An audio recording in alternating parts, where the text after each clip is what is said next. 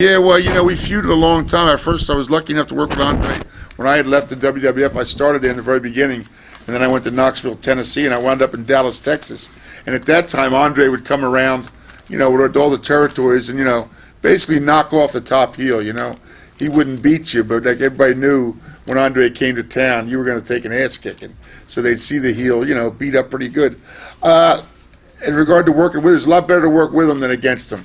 I would definitely say that, believe me, because the Giant was a nice man, but he had his days sometimes, and if he wasn't in the best of moods, you might have a rough night out there. You mentioned Andre sometimes had his days. Can any of you tell us one classic story about it, some time you spent with Andre on the road? Well, I can tell you one thing about Andre. He came up above to Carmel, New York. There's a bowling alley there called the Briar Patch. He and Skolin got done early and came down. It was 10 minutes to 10. They were watching him. He'd say, "Bartender, please, 6 Budweiser." They put 6 in front, no glass. Well, between 10 minutes to 10, and this is a fact, till 10 minutes after 2, so that's 4 hours and 20 minutes or whatever, he drank 108 bottles of Budweiser.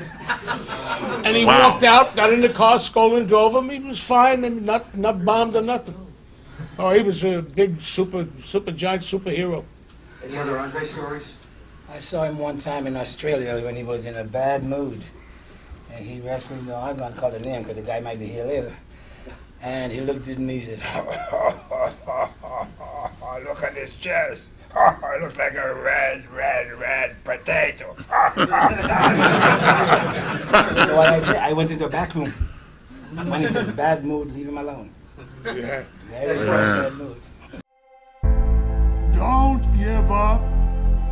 Don't give up. Fight forever. Don't give up. Fight forever. Don't give up. Fight forever. Fight forever and ever and ever and ever.